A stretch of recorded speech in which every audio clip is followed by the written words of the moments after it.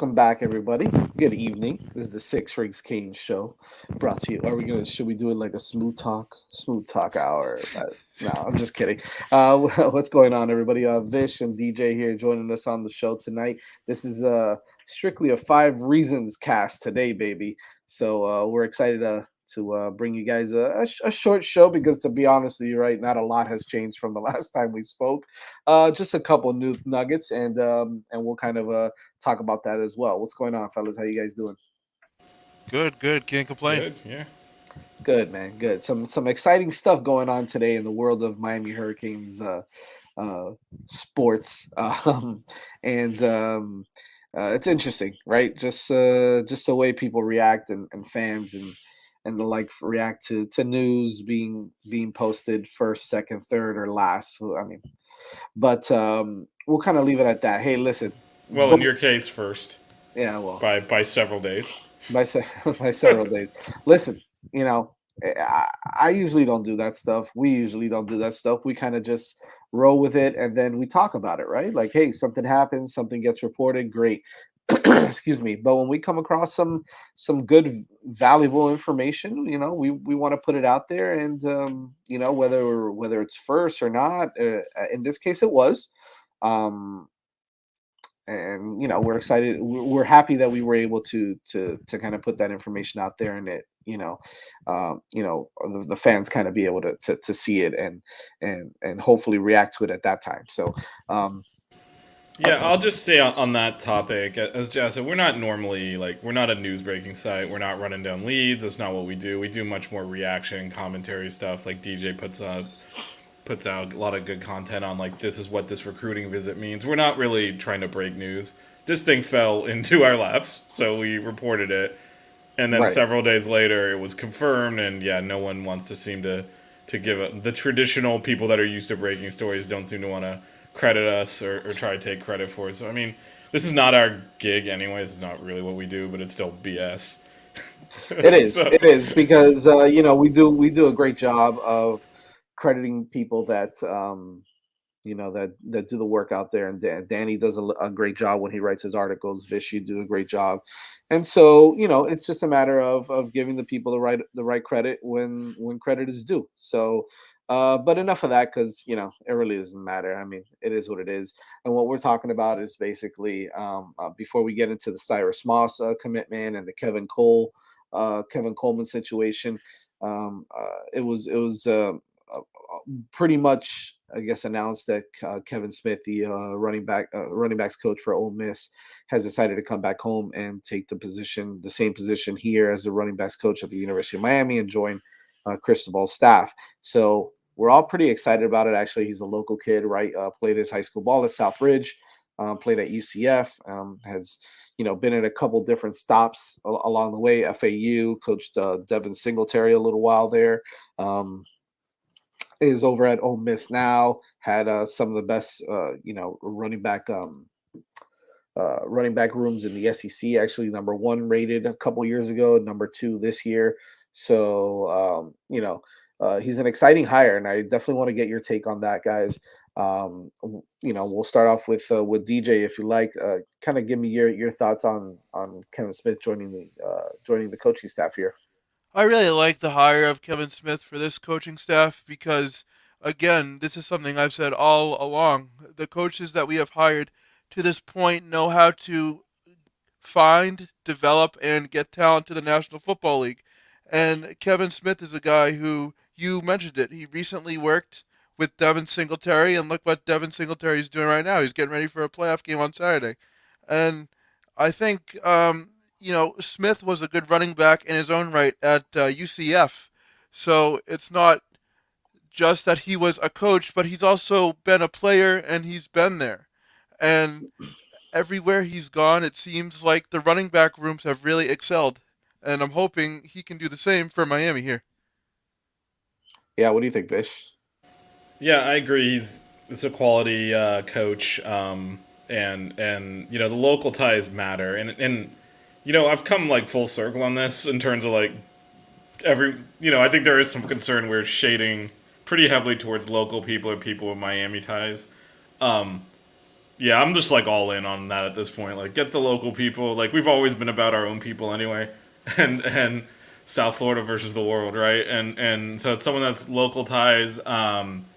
As mentioned, a lot of good pedigree. Coached a lot of NFL players. And yeah, there's nothing to not be excited here. And I keep going back to this. The places we are pulling these coaches from are okay, it's not coming straight off of Alabama's staff as like an equivalent move, but like Ole Miss's top half of the SEC West, we just took their running backs coach. Like Yep. these are power moves we're making, and it's not he's the running backs coach, but we're gonna make him now our offensive coordinator. No, these are positionally kind of lateral moves we're making, but they'd rather be in Miami and these other programs. It's a big deal, big step forward. And the other thing is, if you look at I mean, it's been a while, but our last championship team, both coordinators were Miami grads. Most of the staff, just a lot like guys like Solinger, just like deep Miami ties. It's worked for us in the past. I'm not saying that should be the reason you hire someone, but it definitely helps a lot. You mentioned Southridge, just that connection to the local community. We're at our best as a program when the community is behind it. In fact, that's the only way we'll ever be successful. So when you bring a bunch of people in that have ties to the community, it just strengthens the program, and that is our path to winning, right? That or get Deion Sanders to buy a bunch of recruits. But other than that, like if we're gonna build a foundational program, it starts locally at the high school level, and we're getting just a bunch of guys that'll connect there. Yeah, I mean, you brought up a great point, man. I mean, that's the only way Miami is going to be successful, right? Is to bring as many people in that have ties to the area, and it's not necessarily to the University of Miami, right? Because Kevin Smith didn't play at UM. He's from down here, but he also brings a really great resume. Like, guys, he had three running backs. Okay, so he had four backs total, right? Four guys total at Ole Miss that ran for over 500 yards, and I'm including Matt Corral in that. So, but he had three running backs that ran for 500 yards. That's called production, right? Like that's a really nice thing to have on your team, being able to have three different running backs that ran for over 500 yards.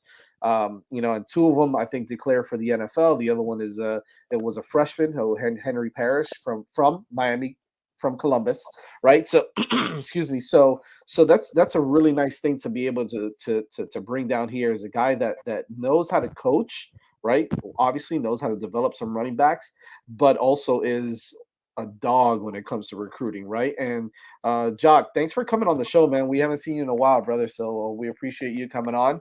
And I definitely, but before we get to you, really quick, because I definitely want to get your take on Kevin Smith, and your thoughts on him. But Chug my beer with the dono, baby, always coming through with our one of our favorite fans here. Six Rings Canes wishing you guys the best for the new year. Canes for life. Who do you guys think will be the first big impact player from the portal to Miami? Chug my beer with the $10 dono. Appreciate that. We'll actually get to that. Actually, let's talk to Jock first about Kevin Smith, and then we'll kind of talk a little bit about that. But what's your take on Kevin Smith coming to Miami as the new running backs coach? Absolutely love the addition. As you guys know, me and Kevin have a little relationship. Like I said, I told Jazz privately, Kevin was actually one of my mentors growing up. He grew up right down the street from me when I moved to high school, so I always looked up to him, being a Dade County kid, knowing what he did at Miami South Ridge, seeing what he did at UCF. But home run hit as a coach hire, has produced great bats. You were naming the guys that used at Ole Miss. Got to remember he coached Devin Singletary as Yep. well. Yeah, I mentioned Singletary FAU, early, so yeah. 32 touchdowns, and he was doing that at FAU. He's a great coach, great guy. He does privately work out with some of his backs that he always does stuff with. They all come back home to him. They sometimes they be down in Miami doing stuff at the Hill, but he still works with all his guys that he coached college wise. They come back home and work with him in the summer with his running back drills. Obviously, what he did at Ole Miss is spectacular. Parrish was one of his late gets with it when he was recruiting, because Parrish didn't have too many. Well, he had offers, but I think Ole Miss was his first really really big one. And Yeah, he was committed to Pitt early. Yeah, And and then he he was decommitted. able to come and take Parrish. personally, that was a Kevin Smith personal go get right there to get the kid from Columbus, and that's not something I'm reporting from, an outside source. That's something I know um, for a fact. That was one of his guys. So for him to it's gonna be easier for him down here as well. He's a Miami kid. He has a lineage in the city. Obviously playing at Miami South Ridge, which is a powerhouse high school back when he was there. Going to UCF, rushing for 2,000 yards. Playing in the NFL, it's not going to be hard for him to sell recruits to come to Miami. Plus, obviously, with all the new regime, the offensive and defensive coordinator has not been announced yet, but I have a pretty good sense of who it's going to be. Obviously, but Don't spill the so beans just yet because we're getting to it. Don't spill. We'll yeah, talk. right. We're getting there. Yeah, so I have a pretty good sense of who it's going to be, but all hats off to first of all, before we even get to like Kevin as a hire anyway, all hats off to Miami as a school to finally see where they went wrong at, and now they're just letting Cristobal do what he want, basically bringing in his guys and not being afraid to spend the money. um so it was pretty good like that. But Kevin's a great hire. He's going to be able to produce the backs. Don Chaney's going to benefit a lot from him. You got the young kid, the Brown kid. I think Cody Brown. Is it Yep. Cody Brown? He's Cody going to Brown. benefit a lot from him as well. And I'm interested to see if one of the backs from Ole Miss transfer to Miami. I would not be shocked to see if Parrish was to come to Miami. I know he got roots home, so I wouldn't be shocked if he was to enter the portal and come back to Miami. So that would be a guy to answer his question that I think would be one of the big guys he'll strike from the portal. And that's just my take. That's actually a good point, Jock. Parrish, I don't know some of the other guys. He did get excuse me, he did get Zach Evans to commit there recently from the transfer portal too. So think about that. I mean, he's been able to do all these things as Zach Evans was a 5-star running back that Yeah, entered I transfer seen a portal from take earlier TCU. saying that he was not that great of a recruiting. I was like, come on now, man. He's hitting it out of the park recruiting Yeah. wise. And the biggest thing for him, he can relate. Like he can go inside the house and say, look, I play running back at a high level in Dade County, X, Y, and Z. I think he's one of the only few guys that ever rushed for 2,000 yards in the college season. So the pedigree is there.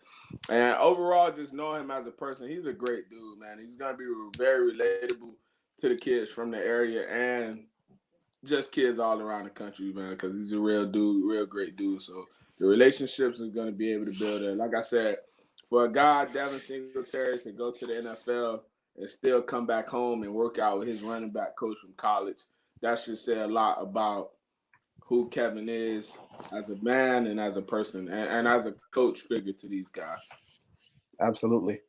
Absolutely. I think we're all pretty excited about that hire. Before before we get to some of the other guys that we're looking at, we'll definitely kind of go around really quick for Chug's question. I mean, who the biggest impact player from the Port of Miami? Look, what people don't understand is there's so many guys that have still not hit the portal that may be a big impact player that we're still kind of waiting on, and that's going to happen. Not only is it not only going to happen for kids coming to Miami, but you're going to see a lot more kids transfer out from Miami as well. Hit the transfer Especially portal after from the Miami. spring, It's going to happen. after the spring, Exactly.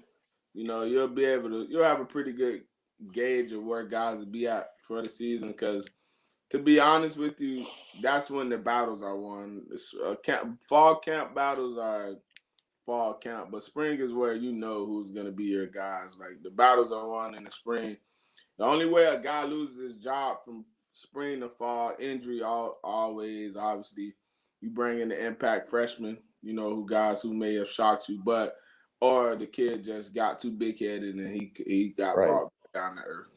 Yeah, and that's going to happen a lot. But so I'll put it this way: the impact position, as opposed to an impact player, because I think the impact player is going to be interesting just to see who else enters the portal or who they start to go after. But I think impact position for me, I think is going to be, and I mentioned this last night on Max's show. Also, is I think the quarterback position, DB, because now you see with with Tyreek coming back for another year, whether he plays a little safety or not, I think he's going to lock down one side of that cornerback spot, right? So the other side, I still think is going to be open. And yeah, you've got three very good high school kids coming in, but they still need to develop. They may not be completely ready to take over.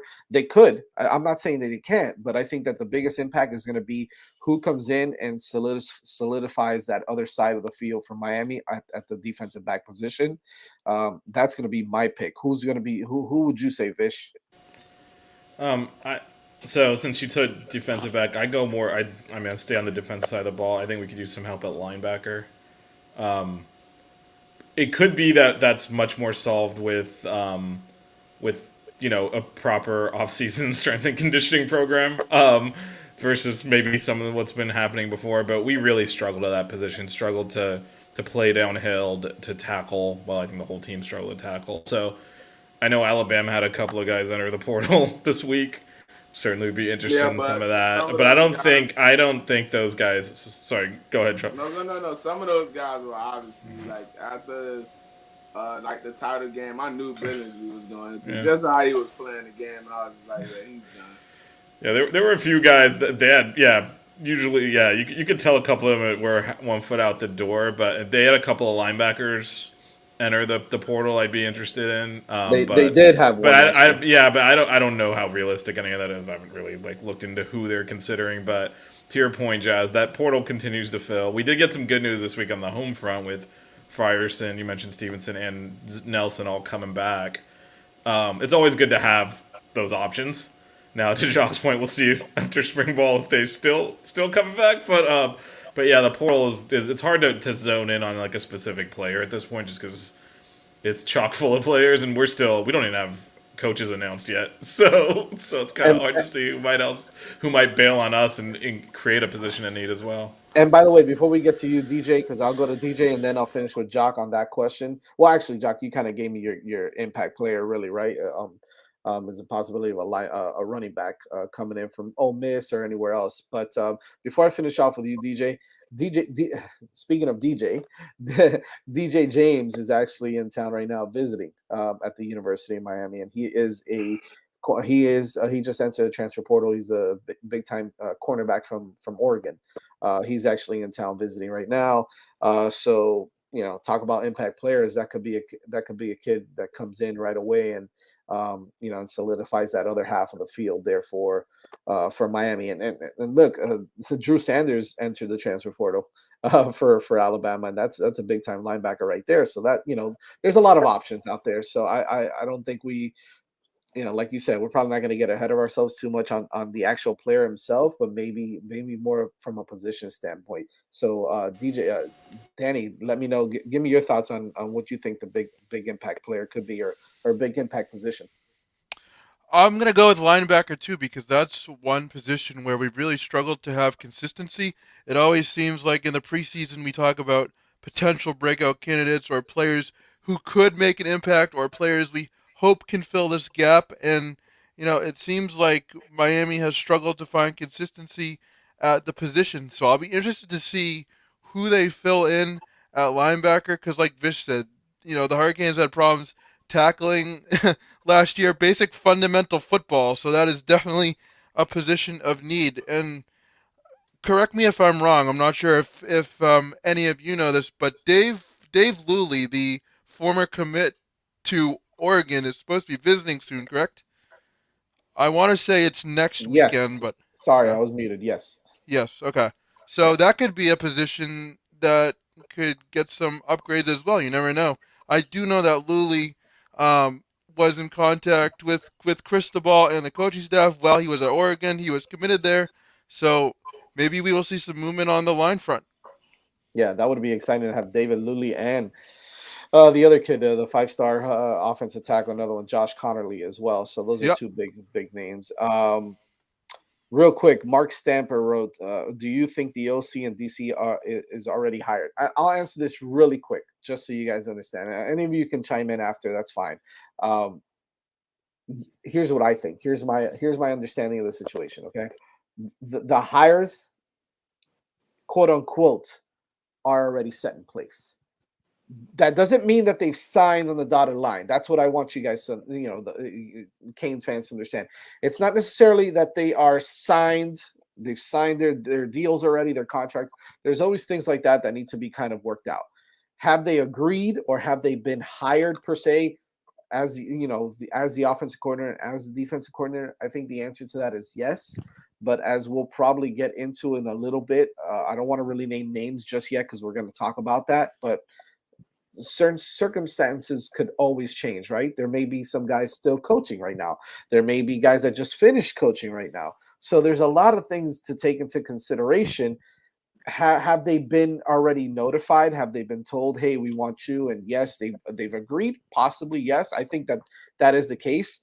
But there's still some things that need to be kind of squared away, and kind of all the T's need to be crossed, all the I's need to be dotted, and so on and so forth. So, if you guys have any, if you guys want to talk about that without kind of naming names before we get into those names, absolutely feel free. If not, we'll kind of jump Yeah, into just it. real quick to add to what you said. I think probably the correct way to say they've been identified, maybe kind of like a handshake thing, but not signed on the dotted line, which is important because when you're doing these types of jobs, the amount of legalese in the contracts and all I have to go through, until it's a done deal, it's not a done deal. Like, they'll be arguing over if we fire you 36 months in versus 37 months in, what's the buyout? And deals can fall apart on crap like that. So it's just like, so these are complicated contracts. You just look at when just with Cliff Kingsbury, he was about to go be the coach at USC, and lo and behold, overnight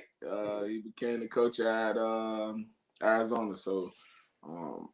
From what I know and from what I've heard, the guys, it's kind of there. The only thing I think will change who I'm hearing mine is jobs opening up elsewhere, obviously, and that's on both standpoints.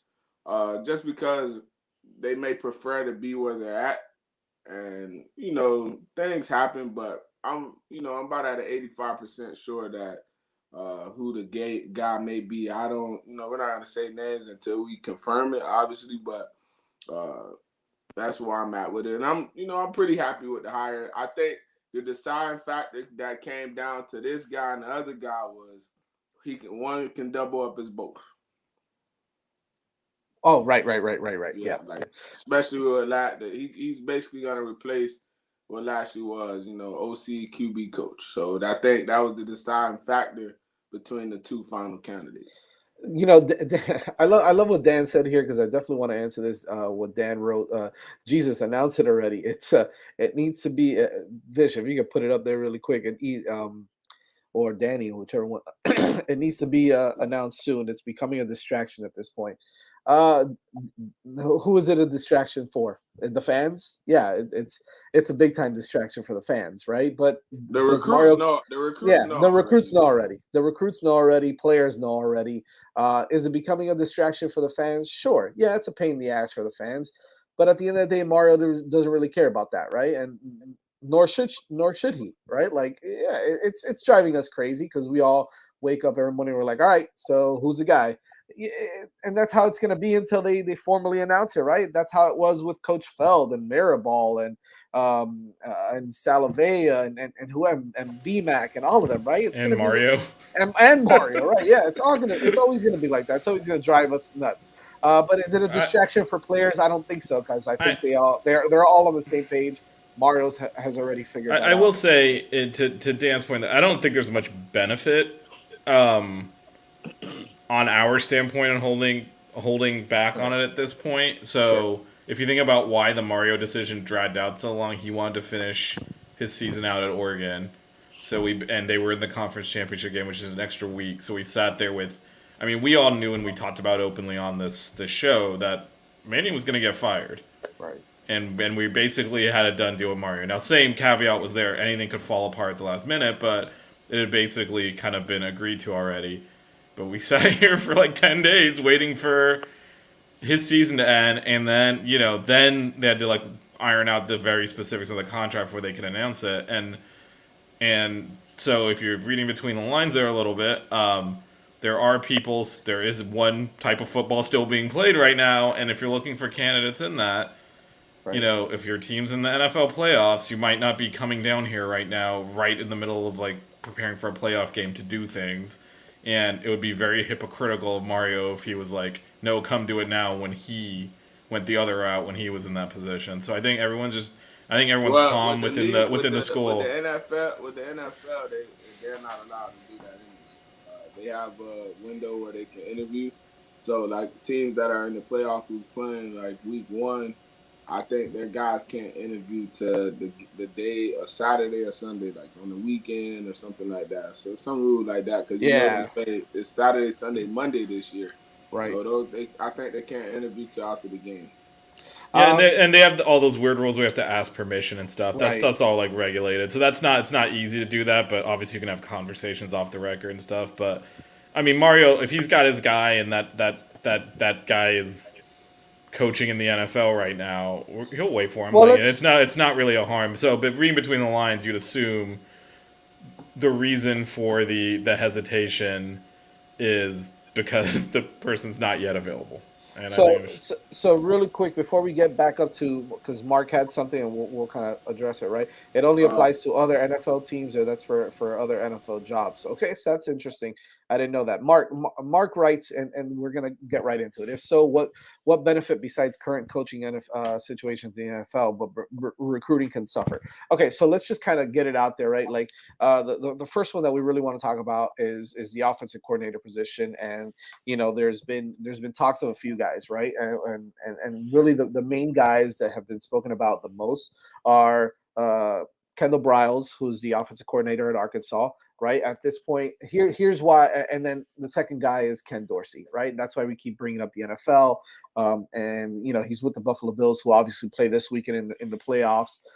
So here's the situation, right? Like for me, this is why I think it's trending towards Ken Dorsey, right? And I'm not announcing anything here yet or anything like that, but here's why I think that it is Ken Dorsey. If it was Kendall Briles' season's been done for a minute now, right? So we could possibly announce that guy already. Then again, Mario plays to the beat of his own drum, right? So like, we're not really going to say that it isn't him, but here's the thing with Ken Dorsey. I would love the Ken Dorsey hire. I think it's a great hire as well. Um, the only difference is, and if you ask, we'll kind of go around to you guys as well. Here's why I think it is Ken Dorsey. Ken Dorsey, to me, he's a great mind, okay? And believe it or not, he does call some of the plays with Brian Dable who's the offensive coordinator with the Buffalo Bills. However, here's my main concern with Ken Dorsey is if Brian Dable gets a job as an offense as a head coach, which he's being interviewed now, right?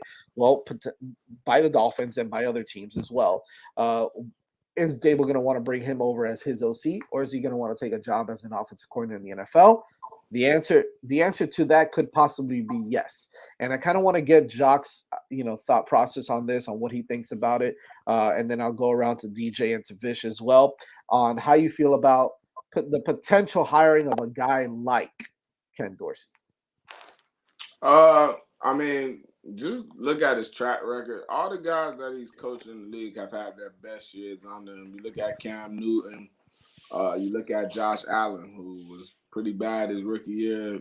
Dorsey, QB coach, he's MVP. Cam Newton had an MVP season, so he's magic with it. So you can't really deny that factor about it. I really would love him as a hire, and he would be a great fit for TBD. And plus, I think the biggest factor, like you were saying, what they have announced Browse already. You kind of have to pump the brakes with that one because, those guys, you got to look at the championship team guys, right? So I know Bill O'Brien's probably going to go get an offensive coordinator job in the NFL. So you have to factor in Alabama being a team that will come in and try to swoop Kendall Browns up or Ken Dorsey up as a late getter. So some of that has, but I think Cristobal holding back for his hires. It's just for him to dot his I's and cross his T's. I don't think it's pretty much any, it's no disadvantage because guys are going to go play for him, right? It's not right now. He's selling recruits on going to play for him. So I think it's good. But Dorsey probably the most likely candidate. Ties to Miami. The only thing will change that per se is if a good job open as in the NFL as an offensive coordinator. Um, or you never know. He can go choose an Alabama job or something like that, and he coaches 1 year and be a head coach the next year. It just depends on his aspirations. Um, but I in my heart, I think it's Dorsey. Real quick, what Les Aguilera says here, I like Bryles better than Dorsey. Bryles has a better spread option plays compared to Dorsey's conventional offense. I'm assuming. Well, but we don't know Have you what Dorsey. seen We Dorsey's don't know what offense? Dorsey. We don't know That what he was offense doing. at Buffalo is not conventional. No, but we don't know what he would do in college, though. It's a Right. different game. True. He would, and and this is why. I mean, there's nothing. First of all, there's nothing conventional about the offense that the Buffalo Bills um, run. So that's one thing I would kind of throw out the window right then and there. I listen. I'm not saying Bryles is not a bad choice either. I like the Bryles choice as well. I just think that Dorsey is a very good hire as well. So I don't know if you can go wrong with either one. I love Dorsey, my favorite quarterback at the U, but is he ready for an OC? Can he run the spread? Yeah, Dan. I mean, if there's anybody ready to be an offensive coordinator, look, listen. If he's interviewed already for offensive coordinator positions in the NFL and turned them down. So is he ready to be an offensive coordinator in college? Yeah, I would say yeah. I would say that if someone offered him a head coach position in college maybe at a G5 or something, he'd be ready for something like that. I mean, the NFL is a different animal than college football. So is he ready? Yes. I think as far as him only being ready thing is, that makes guys coaching the NFL over college is the recruiting. Right. They don't want to do the recruiting. So that's what you have to ask. Is he ready to recruit? And not only that, listen, guys, he's a quarterback's coach too, right? And Ja kind of alluded to this a little earlier. He's a quarterback's coach. Guy's going to come in here and develop the crap out of whoever it is that's going to be quarterback here. DJ, what's your thoughts on potentially having a guy like Ken Dorsey on the staff? I would really like it. He fits all the boxes of the other coaches on the staff too. Good talent developers, can identify talent, and has players in the NFL. That is a good recruiting pitch if you're Ken Dorsey. Hey, I worked with Josh Allen. Hey, I helped Cam Newton. I mean, he checks all the boxes of the new Miami coaching staff in the sense that he's a recruiter, he can develop, and he is a good coach. So Ken Dorsey to Miami would I think probably be the best hire for the program. Bitch, what do you think? Yeah, I agree, and I do think we get a little bit caught up on style. Like, if you look at who was playing in that championship game, like that, they were not running 50 plays a second. And I think what has happened is our offense was stuck in the Stone Age for so long, and then we got this new offense, and it was spread based. It was power spread, though. It wasn't Chip Kelly winging the ball all over the place and running, But and it worked great, and last year was fantastic offensively, and now we're afraid we're gonna backslide to 2000, getting the I formation every play. I can tell you right now, I don't care who the offensive coordinator is, that crap ain't happening. People don't run offenses like that anymore. So I think this idea that I think when we start talking about what's his offense, and it's not what he ran when he was quarterback here, and I think we need to just get that out of your heads. I know that's our relationship to Dorsey. No one's running that. You could hire Chud, who's the offensive coordinator there. He's not going to run that offense anymore. The game has evolved. So, in my opinion, what you want to do is you want to get smart people that are talented, that are perfectionists, and just let them do their thing. And I think he ticks all those boxes. This is someone, we talked about his pedigree as a quarterback coach, but one of the reasons we were so good when he was quarterback here is there's no nonsense. He ate tape. He's dedicated to the job. He's focused on winning. And I think that's why he's a good fit when you look at it. Like one of the things we don't talk about a lot is staff dynamic, and how the coaches interact with each other. His personality meshes well with what Mario's trying to do here. That matters a lot. I mean, we've had situations like when Randy Shannon was the head coach in Whipple, who was the offensive coordinator at Pitt, had one of the best offenses in the country, and then got hired away by Nebraska now. Whipple was a good offensive coordinator, but just personality-wise did not work with Randy Shannon. They butted heads. The whole thing imploded. I think Jed So Fish was the same situation, right? yeah. Well, Jed Fish got the hell out of here after a year because he probably met Smart Al move. Golden. But I mean, so you got to have that you got to have them all kind of like-minded, like going in the same direction, and really have that good personality mesh. And he fits all that. And I'm telling you, if we hire smart people and just put them in a position to succeed, Mario's got like the program culture, attitude stuff down. We'll be successful if we do that, and that's really all I'm looking for. Hire smart people, let them do their thing. What I don't want is like compromises on the staff in terms of, Right. well, that's good enough. We shouldn't be settling for that. Definitely Dorsey does not fit that at all. He ticks all the boxes. You mentioned NFL jobs that he's up for. I mean, this is again, Yeah, it's one of those situations he's the where right he's guy, from. regardless of whether Yeah, he has yeah. ties to Miami or not. That's the Well, I right mean, guy. I do think again, it's a situation where, and we talked about this last week. If you look at when our teams were on top, those players are now coach age, like prime Right. coaching age. Means you played college in the 80s, 90s, and early 2000s. That's when we were good. So a lot of our alums are everywhere. Yeah. And it's allowing us to get a better quality and caliber of people to come back here because of their local ties. Like, you think Jock mentioned Alabama. I'm sure he would consider like Alabama, but there's maybe like one or two schools he would consider going back to college to be an offensive coordinator from, and we're in that conversation Miami, because he's from here. So it's the other way around. We're getting people that we wouldn't get because they're our alums. We're not reaching for alums, and I think we just gotta flip that Right, that's a perception. difference. That's a good point. Good point, Vish, on that. By the way, Khalil Abney, we appreciate it, man. You're coming strong with a lot of stuff. He's a big Bills fan, so bringing up some great points. This last one that he said that Dorsey's a passing game coordinator, as well as the quarterback's coach, and Josh Allen. That's who JA-17 is, by the way. Lines up in every type of quarterback alignment: shotgun, pistol, zone read, and under center. Right. So they're very multiple, is what he wrote actually earlier too. Is that's a very multiple offense. So I wouldn't be concerned with that. Real quick before that, Derek and Dan both mentioned Chud. Would he consider coming in? Look, there's been a lot of smoke about it, right? There's been a lot of talk about Chud possibly coming back and doing something as far as some sort of off the field role, some analyst role, something along those lines. Is it a possibility? Sure. Have we heard anything set in stone about him coming back? No. He does have a family up there. man, His you, you know you have his to kids play hockey up there, so it's gonna be tough. But is there a possibility? Yeah, sure. you have to put it like this though.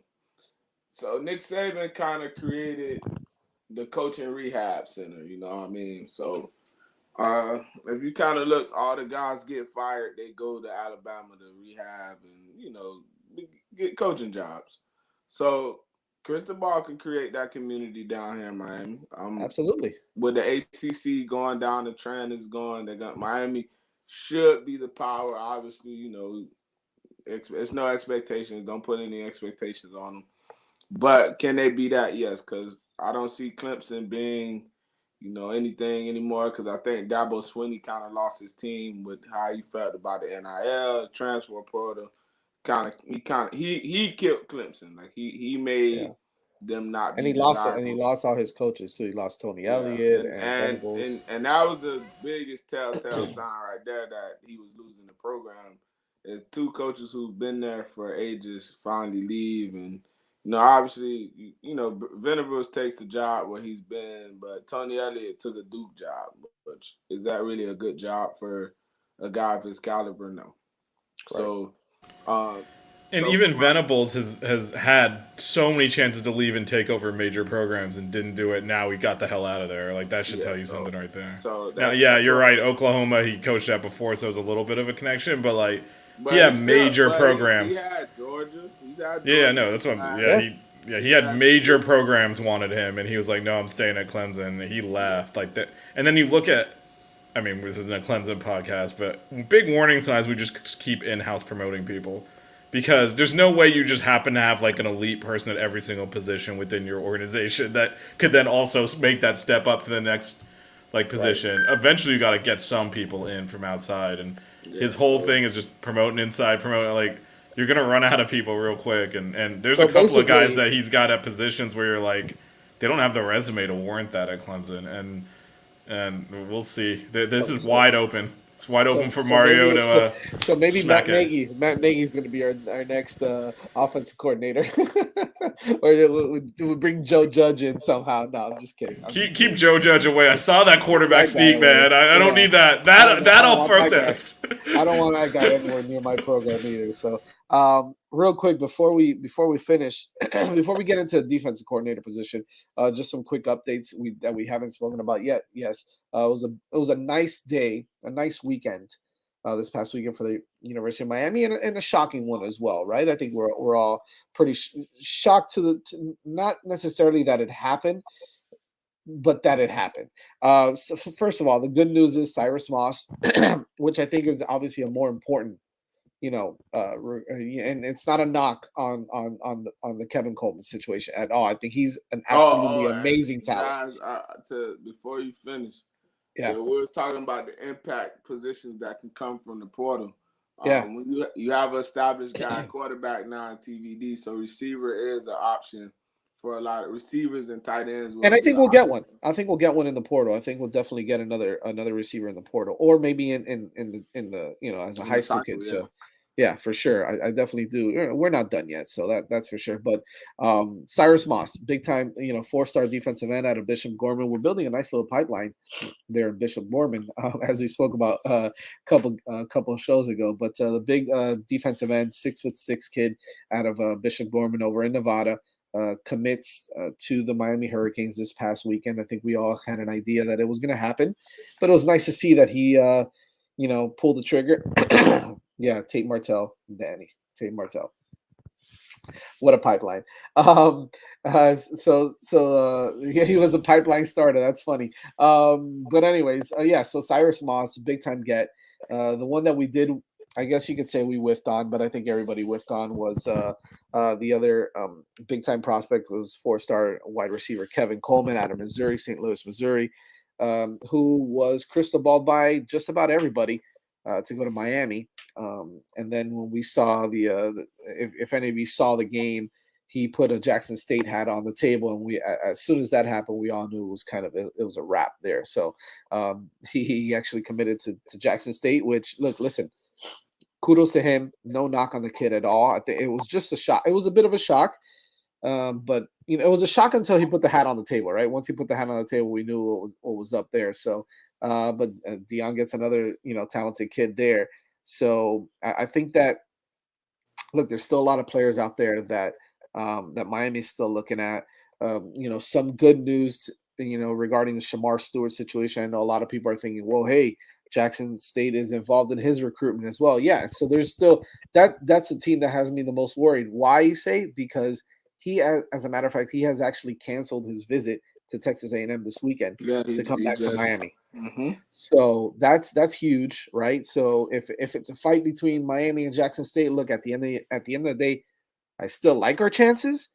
But you can't rule out Dion pulling another one, man, and getting another top player in this recruiting class, right? So I mean, it is what it is. Do I still think that there's a bit, maybe a 70-30 possibility? Yes, right. I still think Shamar at the end of the day possibly ends up signing with the Canes. But there's still a lot of other players as well that we're still looking at. And then the transfer portal is huge also. So real quick, we'll kind of go around on on the significance of Cyrus Moss commitment and, maybe, the whole Kevin Coleman situation, if you guys want to kind of touch base on that real quick. And then we'll kind of finish off with the defensive coordinator also. Yeah, I'll just go first. So Cyrus Moss, really excited about him. He's someone we got in on late. Well, as a school, Mario was in on him out at Oregon, but I think he's a kid that really wants to be here. He cut his USC trip short to come visit. Loves Mario. He's going to be a great fit. Really athletic on the edge. We need that. We need disruptive players, and when we're good, we're disruptive defensively, and he'll be that. So I'm really excited to have him in here. I think he's going to be great. You mentioned the Bishop Gorman pipeline. I think it's the fourth one now with Bolden. Brevin Jordan and Tate Martell technically counts. Yeah.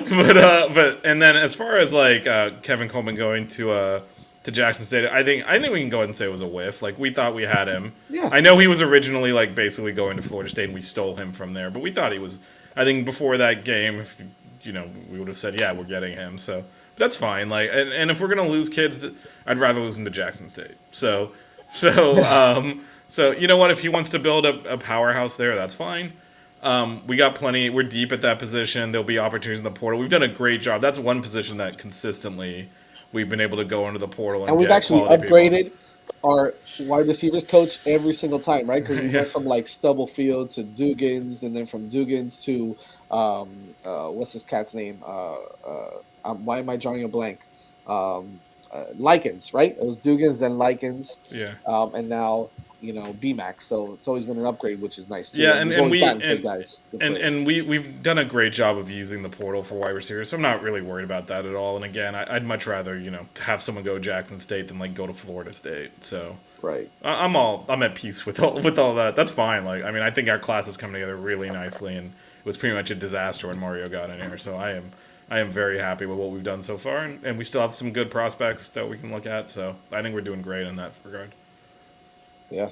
Jock, you want to kind of chime in on that? Uh, I mean the Jackson State commit was it was left field because I even thought the kid was coming. So you can't really it's whatever. Like Dion's gonna get like going forward if he stays there, he's gonna get kids every year because they're gonna believe in what he's going. Obviously, they're pushing the NIL deal on the kids, so that's smart recruiting tool that a lot of people are starting to do now. Like, hey, you come here, I can get you a $2-3 million NIL deal as a freshman.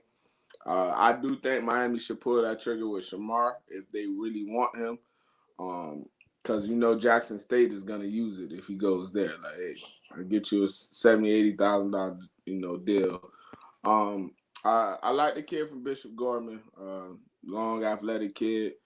He can put some weight on his frame. So I probably by his sophomore year he'll be around 250, 260.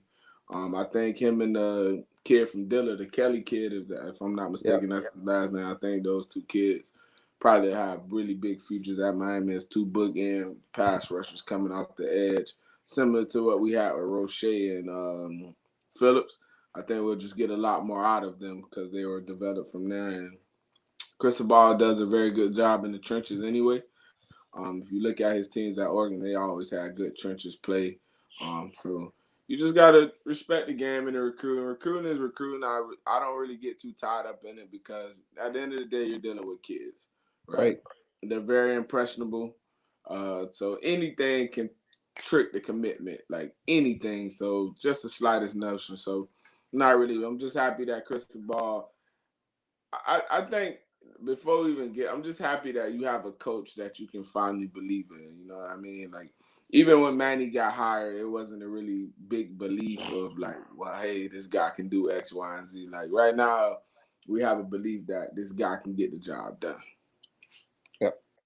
DJ, I talk to really me. like the Cyrus Moss commitment. He's 6'6", 220 pounds. He can play off the edge, which is important because you see in the NFL, especially when it comes to free agency, edge defenders are now their own category.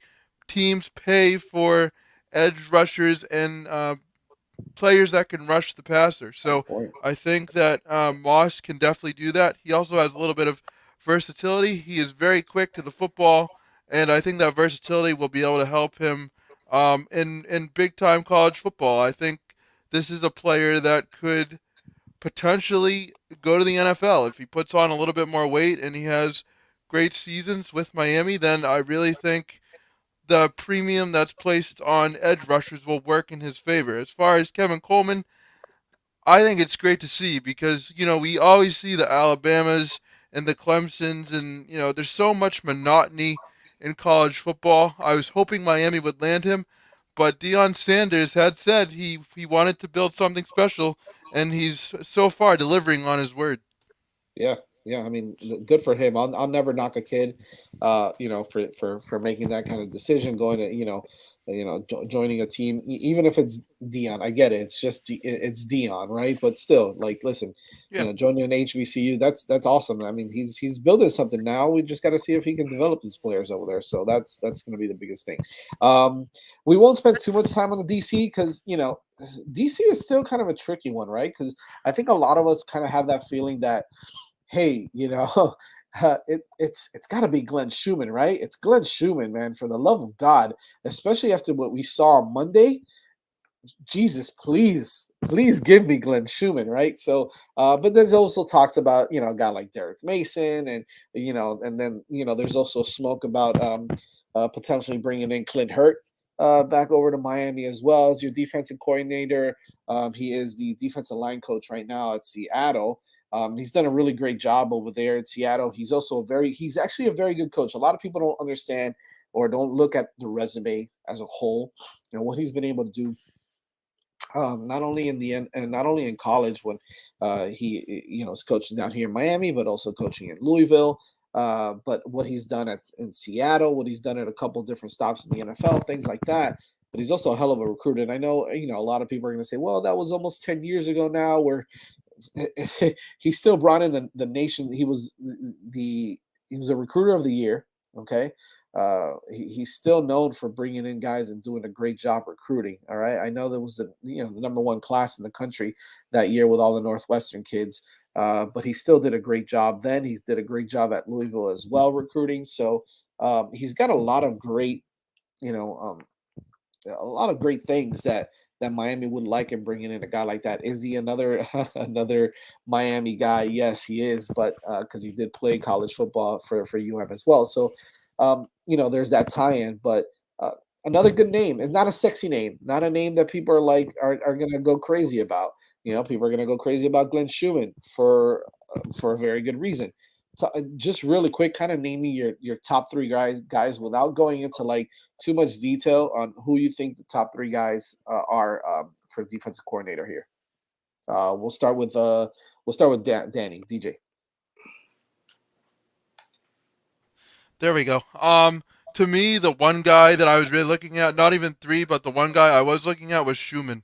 I watched him and his Georgia Bulldogs on Monday night, and to me, I feel like he would be the best fit here. I mean, his defense plays aggressively, and they play as soon as the ball is snapped. They're quick off the football.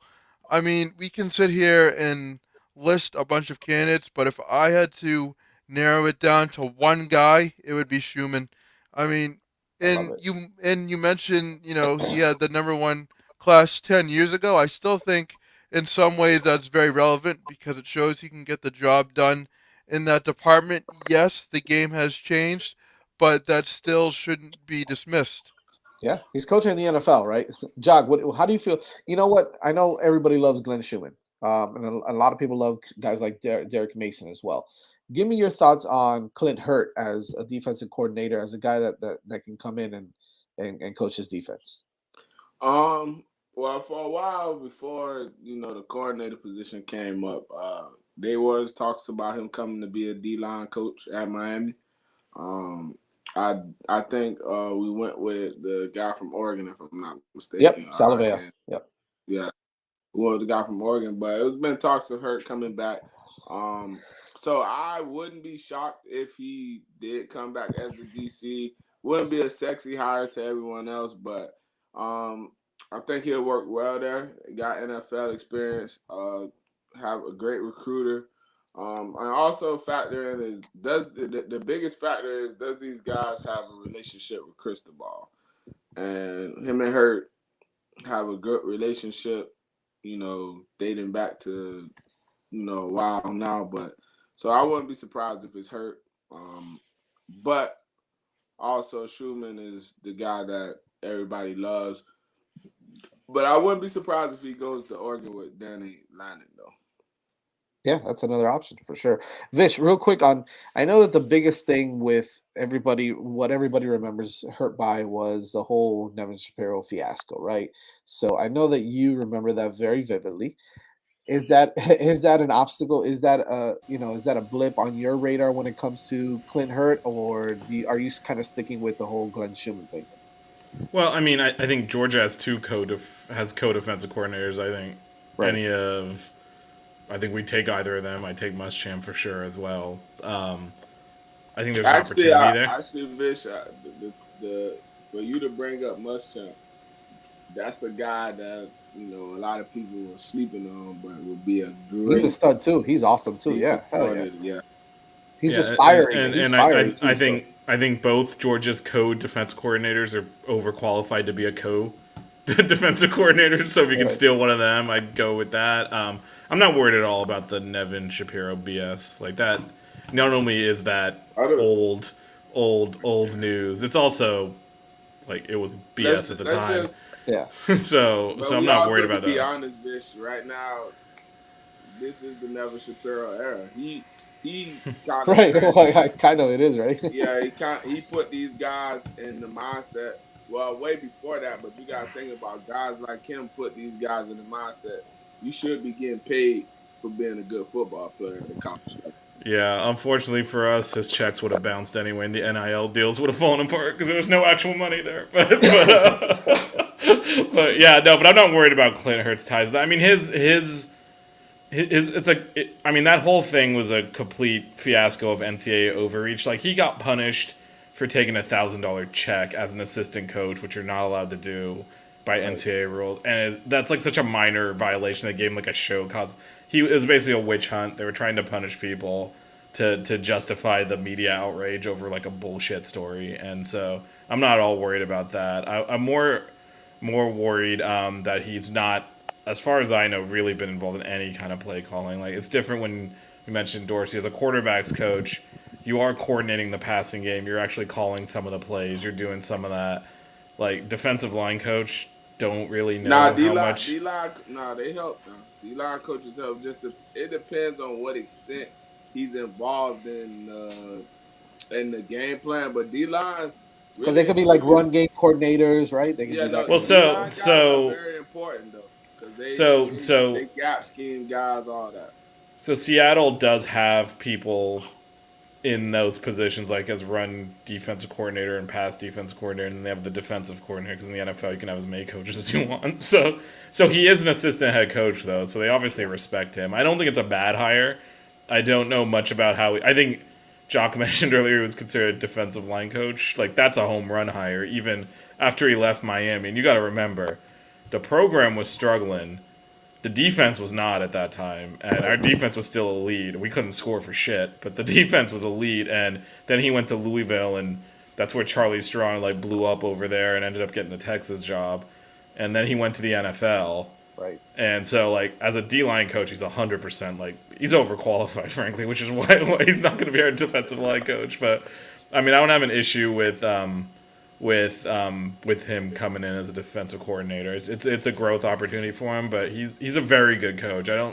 I wouldn't sleep on his coaching ability. He's been excellent in every coaching role he's taken on. I see G-Men's mentioning Gary Patterson. Yeah, I think he's also, I think again this is someone that's, he's you know, overqualified. He's yeah, I think overqualified. he's overqualified. Also, And I I don't can't. know if he's the right fit from Derek Patterson, he not being a defensive coordinator. That's Yeah, not and that's, I don't think that's a nonsense. realistic one. Just Right. like Gary Patterson could have got another job in the Big 12, or he want to go to Oklahoma Yeah, or something. exactly. He's pedigree, too pedigree for that. And Yeah, Ken mentioned James Coley for OC. No, thank you. yeah, no, keep That's that guy away just from here. let's just leave it like that. Let's see what else real quick here. Mario has made Shamar his new cave on. When the head coach makes a player a I priority, don't know he about gets his all guys. that now. Listen, I don't want to. was ready, fresh out of high school. Yeah, listen, but I'll be honest with you. From a body wise, from his frame wise, Shamar looks the part already. He's all of 260, 270 already. So does he look like he's a guy that can come right in and play right away? Sure. Only time will tell, though. So I don't want to put him in the same class. I understand what he was saying, though, making him the priority, like he made Kayvon his guy. I get that. So I think that's definitely a possibility. Alfredo, our good friend from the network, what's going on, Alf? As they like to call him the Godfather over there. What do you guys make of Joe Brady putting out word that he would rather have an NFL job? Yeah, I think that was, I think that was the story all along with Joe Brady, anyways. was that he preferred to remain in the NFL. And I think for him, it's a lot of unfinished business. Like, they were actually really good offensively last year. Yeah. And this year they hand him Sam Darnold, who has been pretty atrocious Bad. with the Jets. And then they're expecting him to work injuries. miracles there. Right. And they had an injury, so I think. Yeah, and then even Joe he- Brady, I bet everybody kind of figured Joe Brady was going back to the league anyway. Like, you don't leave. Like, it didn't make sense for him to leave college because he was the hottest name there. He basically would have got a head coaching job in college if he wanted it, but you could tell he wanted to be a pro guy. Carolina was not Joe Brady's fault by any stretch of the imagination. They mismanaged personnel horribly. And they scapegoated him because, frankly, I was looking at this thing. They've expanded the playoffs in the NFL the last 2 years. And the only coach that missed the playoffs both year that didn't get fired so far is Matt Rule. Every single other coach got fired. So they scapegoated him. He was thrown under the bus because of the team. Like, they got him Darnold, who then got injured, who was not good anyway. And I mean, you're not going to work miracles in the NFL. The talent's too even. If you're throwing a crappy quarterback in there, you're not going to have a good offense. And so for him, I think the reason he's putting out those fears for the NFL job is he feels like he didn't finish his job in the NFL. Like, he got let go earlier than he should have.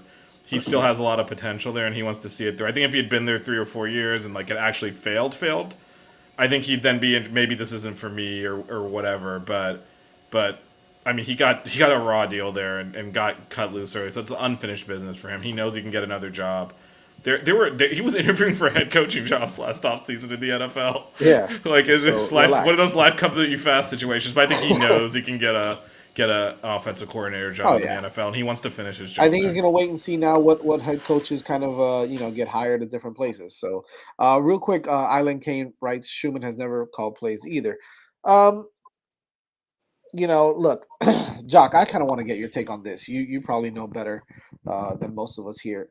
Is it concerning that a guy like Glenn Schumann, who, was co-defensive coordinator for Georgia, right? They just won the national title a couple days ago. Would it be a concern to you that has quote unquote never really called plays in a game? No, I'm gonna tell you why I defute that point anyway. These guys are not calling plays, but they're in the game plan. So they're mixing it up.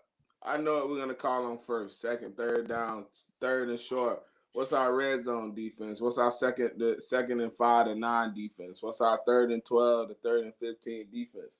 These guys are putting that game plan together.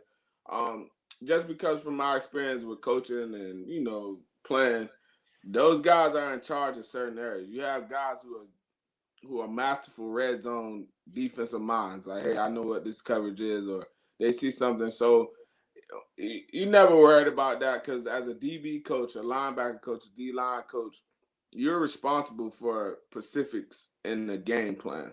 So it's your job to watch, hey, in the red zone, the offensive line like to do this. I think we should call a stunt here, or play a game up front, a mini, a mice, or run some raps or something like that. Linebackers, I think we should run our cross dart right here, or I think we should run our our python blitz right here, where we bring in a lot of pressure and bring stuff like that, or blast blitz or something like that. So those guys are in the game plan. So calling plays is just different in the aspect of you're actually the one in the pressure moment, but you calling the plays is always because you are in the game plan. Like, I know what I'm going to do at this present moment. Like, I'll put it together with you, Jazz. Like, on 3rd and 10, I know he's going to call, whatever coverage he may call. Vish disappearing from us there all the time, man. This is going to be the last question. Jim Levitt for DC. Vish, you kind of want to take that one? Yeah, sure. Now I'm back. Yeah, I mean, I don't know that he's a good fit here. I think he's definitely qualified, but I think there'll be a butting of heads. Culture-wise, I think that's going to be the biggest issue. I think he would butt heads with Mario pretty bad. I don't know that Jim Levitt's a psychopath. So that's what I would worry about. I'll just be blunt about it.